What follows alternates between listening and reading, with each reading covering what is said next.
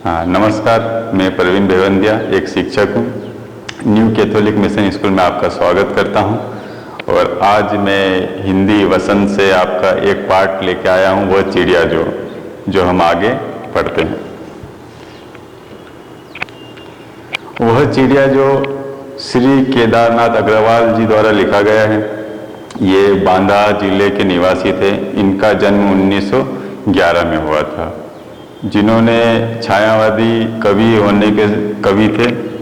वह चिड़िया जो एक चिड़िया के ऊपर उन्होंने कविता लिखी है, साथ में उन्होंने खुद को ही वह चिड़िया बताई है जो प्राकृतिक प्रेमी थी, जिसमें दे रखा है वह चिड़िया जो चोंच मारकर दूध भरे झुंडी के दाने रुचि के रस से खा लेती है।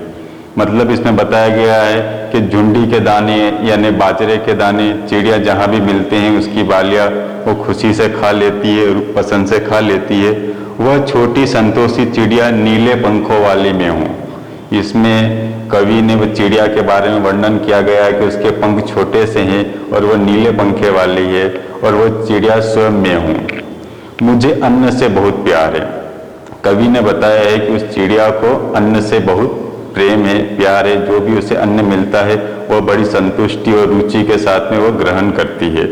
अगले में दे रखा है, अगले पद्यांश में, वह चिड़िया जो कंठ खोलकर बूढ़े वन बाबा के खातिर रस उड़ेल कर गा लेती है।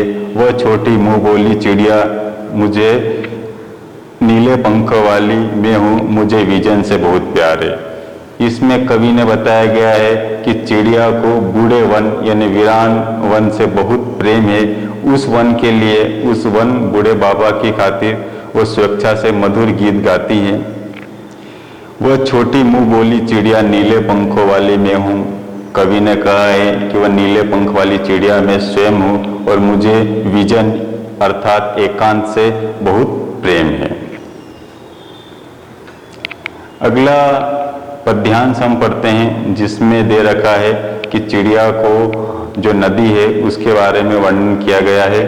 वह चिड़िया जो चोंच मारकर चढ़ी नदी का जल टटोलकर जल का मोती ले जाती है। जब नदी उफान पर होती है, उसका पानी चढ़ जाता है, तब चिड़िया अपनी चोंच से एक बूंद मोती समान लेकर उसे ग्रहण करती है।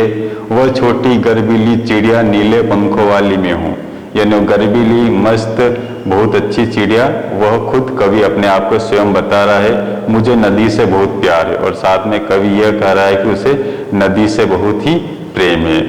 अर्थात इस कविता में चिड़िया ने अपने प्रकृति के बारे में वर्णन करते हुए बताया गया है।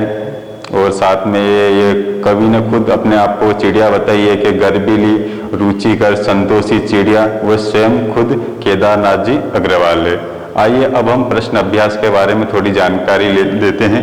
इसमें दे रखा है कविता से आगे, कविता पढ़कर तुम्हारे मन में चिड़िया का जो चित्र उभरता है उस चित्र को कागज पर बनाओ।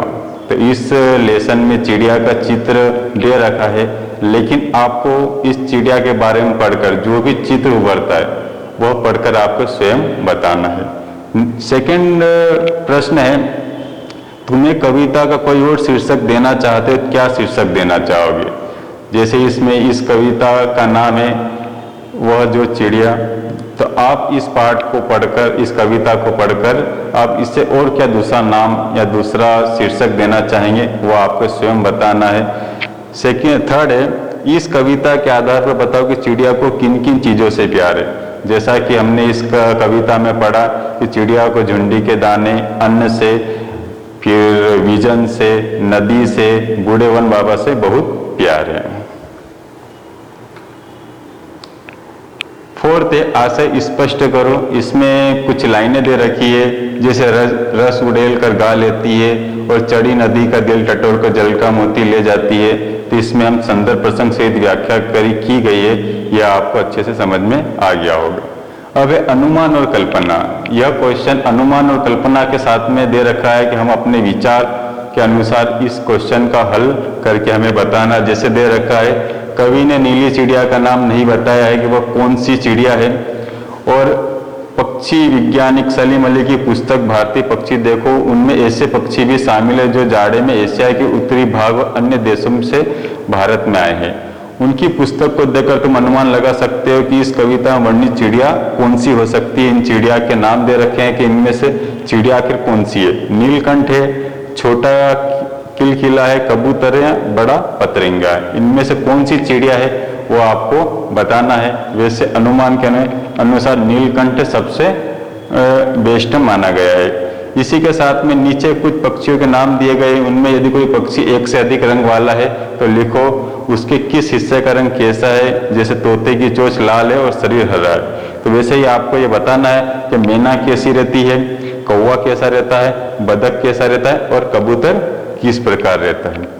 तो ये हमारी जो है प्रश्न अभ्यास है, ये यहीं पर पूर्ण समाप्त होता है। ठीक है, धन्यवाद।